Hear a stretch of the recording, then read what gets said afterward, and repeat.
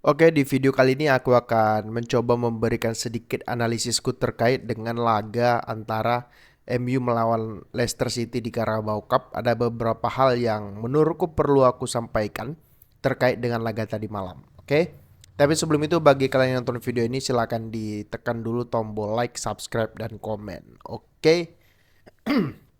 Baik, ada beberapa poin bisa dibilang karena ini adalah laga pertama setelah dipecatnya Erik ten Hag, which is yang menggantikan sebagai interim itu adalah asistennya, yaitu Ruud van Nistelrooy kayak gitu. Nah, bagaimanakah permainan MU atau adakah hal lain yang bisa kita ambil dari laga ini gitu. Yang pertama aku ingin bilang bahwasanya di laga ini MU bisa dibilang bermain bagus dengan pemain yang sama di bawah Erik ten Hag gitu. Pemain-pemain yang diturunkan oleh Van Nistelrooy tadi malam, tadi subuh lah dini hari tadi bisa dibilang ya nggak jauh berbeda dengan apa yang biasa diturunkan oleh Erik ten Hag. Bedanya hanya di belakang itu si Bayender yang main di goalkeeper, kemudian kawannya Martinez itu kawannya dua di tengah itu bukanlah Martinez dan De Ligt, tapi De Ligt dan juga si Lindelof. Martineznya digeser ke sebelah kiri menjadi fullback. Kemudian di tengah juga ya Ugarte sama Casemiro bisa dibilang pemain inti lah. Kemudian di depan bukan Højlund, tapi yang main itu adalah Zirkzee yang menurutku ya dibilang bagus enggak, dibilang jelek enggak, ya so-so lah gitu ya. Apa namanya? Lumayan lah, not bad lah kayak gitu. Gini. Aku udah bilang permasalahan di MU ya mungkin salah pemain 50%, salah Erik ten Hag 50%. Salah pemain apa? Pemain nggak mau berkorban untuk Erik ten Hag. Kemudian Erik ten Hag nggak mau merubah sistemnya, nggak mau merubah cara bermainnya yang selalu mengandalkan sayap untuk menusuk ke dalam bukan dengan kombinasi satu dua sentuhan. Menurutku MU nggak bisa main dari sayap karena ya sayap MU itu nggak apa ya, satu lawan satunya itu nggak efektif, nggak bisa menjadi pemain yang bisa melewati satu dua pemain dengan skill individu karena pemain kayak Rashford, pemain kayak Garnacho, pemain kayak Diallo jarang kita lihat bisa melewati satu dua pemain ketika ingin menusuk ke dalam kotak penalti, apalagi ketika melawan MU kebanyakan tim itu kan mainnya low block gitu, mengandalkan counter attack. Jadi kalau mengandalkan pemain-pemain yang ada dengan materi pemain yang ada, mengandalkan skill individu untuk menusuk ke dalam sementara materi pemainnya tidak begitu mewah, ya rasaku bukan bukan sebuah strategi yang cocok untuk diterapkan. Disitulah aku menyalahkan Erik ten Hag kayak gitu. Nah, di bawah si ini Van Nistelrooy, walaupun ini masih satu laga, terlalu dini untuk kita bilang ini bermain bagus dan lain sebagainya. Walaupun kalau aku bilang ya pressingnya belum dewasa gitu, belum dewasa dalam artian ya masih malu-malu lah ngepressnya, masih ya satu dua pemain doang yang ngepress ketika di kotak penalti lawan gitu kan. Masih banyak hal-hal yang perlu diperbaiki Ruud van Nistelrooy kalaupun misalnya ingin kita bilang bermain bagus. Tapi bila dibandingkan dengan seluruh eranya Erik ten Hag ya rasaku ini one step up lah, satu langkah maju lah kalau aku bilang dari eranya Erik ten Hag kayak gitu. Nah, kemudian bisa kita lihat tadi malam atau dini hari tadi banyak permainan-permainan yang aku inginkan itu adalah kan ketika bola ada di satu pemain, 2 3 4 pemain datang untuk sebagai opsi passing. Nah, tadi malam itu kelihatan ketika misalkan De Ligt pegang bola, Lisandro dekat, Lindelof dekat, bahkan Bruno, Ugarte, kemudian Casemiro turun untuk meminta bola agar pemain yang menguasai bola itu tidak kebingungan harus passing kemana. Selama ini kan yang terjadi ketika satu pemain menguasai bola, pemain itu cenderung berada di depan bola dan jaraknya itu jauh, yang menyebabkan pemain hanya bisa passing kiri kanan belakang. Oke, tidak progresif bolanya seperti itu. Nah, tadi malam ya satu dua sentuhannya, kombinasi satu dua sentuhan walaupun belum top gitu, tapi setidaknya ada harapan lah kalau kita ingin melihat tadi malam kayak gitu. Pemain-pemain kayak Bruno yang jarang melakukan satu dua sentuhan main tadi malam. Dan Casemiro bermain bagus karena ya aku udah berulang kali aku bilang dan akan kuulangi, Casemiro bukan tipe pemain kayak Maino yang bisa menggiring bola. Enggak, dia tipe pemain yang satu dua sentuhan dia sudah passing. Bukan tipe pemain yang bisa kayak Rodri dribbling kayak Maino yang bisa dribbling. Enggak, dia tipe pemain yang hanya bola itu cuman satu dua sentuhan di kaki dia, bukan tipe pemain yang bisa menggoreng-goreng bola lah kalau di kampung orang bilangnya.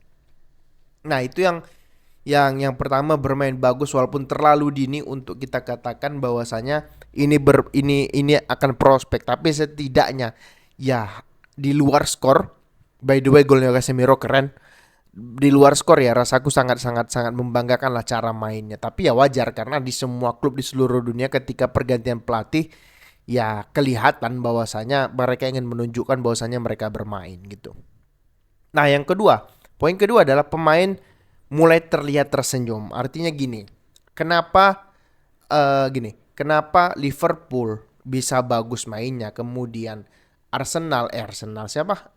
Barcelona bisa mainnya bagus karena pemain merasa senang, pemain merasa happy, senyum sudah mulai terpancar di wajahnya sehingga permainan terbaik itu keluar gitu. Berbeda dengan di era Erik ten Hag-nya MU, pemain itu terasa tidak pernah senyum. Senyum itu hanya mencetak gol. Ketika bermain tidak ada senyum yang keluar pada saat permainan. Semuanya itu ngotot, semuanya itu kan nggak bagus juga, membuat stres, dan ketika yang dituju itu tidak berhasil maka ujung-ujungnya apa? Frustasi, ujung-ujungnya apa? Main long. Itu yang terjadi di era Erik ten Hag menurutku kayak gitu. Kelihatan pemain kayak Rashford kan menjadi pesakitan di era Erik ten Hag, kecuali ya di setengah musim yang setelah Euro atau setelah Piala Dunia, setelah Euro setelah Piala Dunia dia bagus. Setelah itu kan jadi pesakitan, nggak pernah senyum, kelihatan nggak pernah bahagia. Tadi malam ada momen di mana dia tersenyum, kemudian siapa lagi pemain kayak Casemiro sudah mulai tersenyum, Bruno sudah mulai tersenyum gitu. Artinya banyak pemain yang sudah mulai menunjukkan bahwasanya mereka happy. Kan kelihatan bahwasanya pemain-pemain ini udah nggak mau Erik ten Hag lagi yang ngelatih gitu. Tapi ya memang manajemen masih mempertahankan dia sehingga dia masih diberikan kesempatan oleh manajemen gitu. Seperti yang ku bilang di awal tadi bahwasanya ya di semua klub bahwasanya ketika pelatih itu baru yang ditunjuk, apalagi ini interim, pemain itu akan menunjukkan ada motivasi berlebih. Nah, itu yang terjadi pada MU tadi malam kayak gitu. Kelihatan mainnya itu lepas, kelihatan pemainnya itu tanpa beban, kelihatan mainnya itu tanpa dipaksa, dan kemudian ya terlihat bahwasanya Van Nistelrooy ini bisa ngerangkul mereka lah kayak gitu. Yang ujung-ujungnya apa ya, walaupun mereka kebobolan 2 gol, walaupun 2 golnya itu nggak bisa salahkan kipernya juga gitu. Gol pertama mungkin bisa disalahkan Bayender lah karena clearance-nya tidak tidak tidak bersih kayak gitu. Nah, gol kedua kan nggak bisa salahkan Bayender juga, bola itu ya bola bola nemu sama si Cody gitu ya. Terlepas dari itu MU main bagus lah backnya kayak gitu. Nah, kelihatan bahwasanya di luar skornya 5-2, pemain-pemain MU itu enjoy ketika bermain. Mereka ketika mengeluarkan satu dua sentuhan, baik bola pendek, bola long, semuanya sampai kayak gitu. Walaupun ya kembali lagi ini ku tegaskan ini masih laga yang terlalu awam untuk mengatakan Van Nistelrooy bisa melatih tim ini. Apalagi MU sudah bernegosiasi dengan Amorim kan. Jadi ya forget it lah untuk si si apa si Van Nistelrooy yang akan menukangi tim ini gitu. Rasaku udah forget it lah kayak gitu. Kecuali Amorimnya menolak gabung sama MU. MU nggak punya pilihan lain kayak gitu. Nah, kemudian pemain sudah mulai tersenyum, pemain sudah mulai happy dengan ruang ganti. Terbukti bahwasanya Ruud van Nistelrooy bisa merebut hati pemain. Maka poin ketiga yang aku bilang adalah Ruud van Nistelrooy lebih bersahabat daripada Erik ten Hag. Erik ten Hag ketika masuk ke MU, dia menunjukkan dirinya itu bos. Oke, dirinya itu I am the boss ya. Who the hell are you gitu. I am the boss.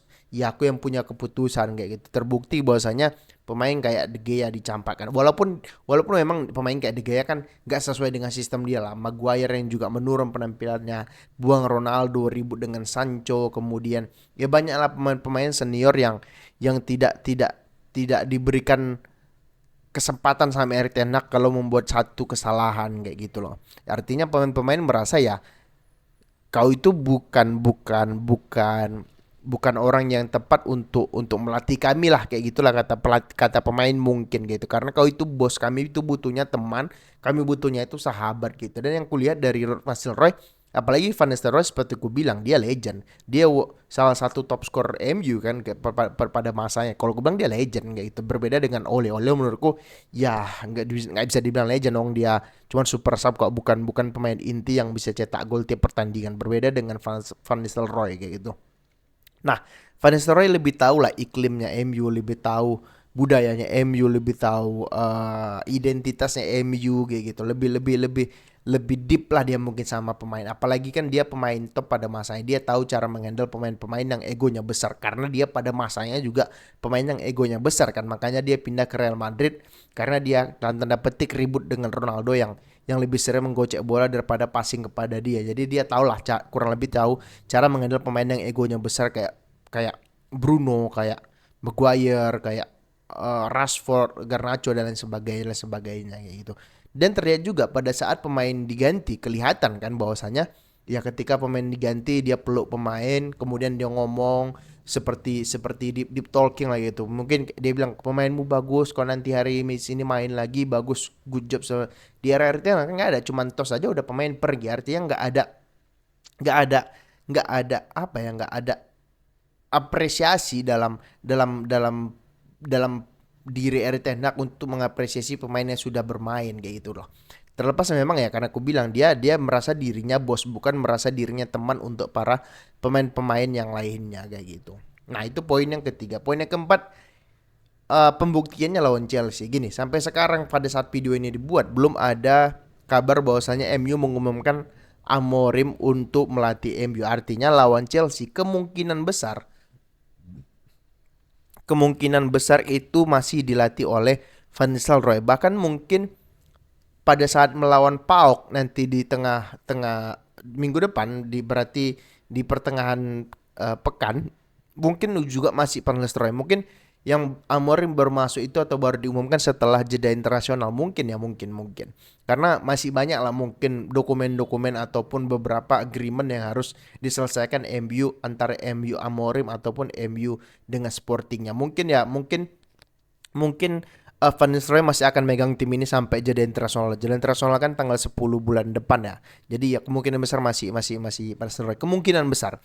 Nah, kita beranggapan bahwasanya Van Nistelrooy lah yang akan megang tim ini lawan Chelsea. Seperti yang udah aku bilang, secara hasil Van Nistelrooy pada saat di PSV nggak jelek. Secara hasil, secara permainan ya nggak tahu karena nggak pernah ngapain juga nonton Liga Belanda kayak gitu kan. Nah, kemudian ya pada saat melawan Chelsea kita tahu sekarang lagi naik daun, walaupun tadi malam kalah lawan Newcastle, tapi mereka sedang naik daun dengan pelatih baru mereka yaitu Enzo Maresca gitu. Nah, aku ingin lihat apa yang bisa dilakukan oleh Ruud van Nistelrooy. Apakah dia memang ya bisa-bisa aja kan, kalau misalkan MU juga nggak kunjung dapat kata sepakat dengan Amorim, ya bisa-bisa aja Van Nistelrooy yang menyelesaikan sampai akhir musim. Di akhir musim kalau memang tidak sesuai dengan ekspektasi manajemen, baru dia diganti, atau kalau sesuai dia yang dilanjutkan kayak gitu. Makanya aku bilang ya kita lihat pada saat lawan Chelsea, tim yang lagi naik daun, bisa nggak dia menguasai permainan, bisa nggak dia cetak gol banyak lagi setelah seperti pada saat lawan Leicester, bisa nggak dia nggak kebobolan, bisa nggak dia bermain lebih bagus daripada saat lawan Leicester. Kan itu yang kita lihat, karena seperti yang aku bilang, pemain-pemain yang diasuh oleh pelatih baru itu selalu ingin menunjukkan bahwasanya dirinya itu bisa bermain. Nah, faktor-faktor non teknis ini harus ditunjukkan lagi oleh Van Nistelrooy, yang mana dia harus mentransfer semangat dia kepada pemain-pemainnya, harus dimotivasi lagi, harus diyakinkan bahwasanya ya kalian itu pemain hebat ya dan sebagainya lah gitu. Aku nggak tahu lah karena aku bukan pelatih gitu. Nah, hal-hal kayak gitu harus dibuktikan lagi sama Van Nistelrooy kayak gitu. Nah, kemudian pada saat lawan Chelsea aku nggak bicara taktik dan sebagainya karena bukan keahlianku lah kayak gitu.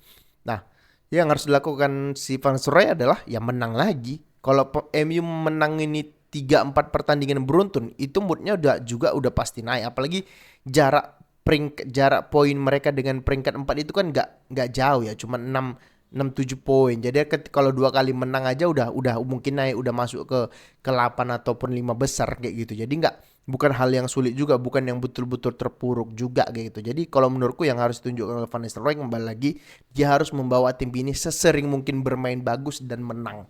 Sesering mungkin bermain bagus dan cetak gol, kalau perlu cetak di atas 2-3 gol agar mood pemain, kemudian psikologi pemain itu terbantu ataupun bisa dibantu dengan hasil tersebut. Karena kalau main jelek dan kalah ya kembali lagi sama aja kita pecat Erik ten Hag kayak gitu loh.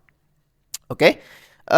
Itu dulu rasaku konten kali ini. Bagi kalian yang suka silahkan di subscribe, di komen, di like. Bagi yang nggak suka ya nggak apa-apa. Oke, terima kasih, semoga terhibur.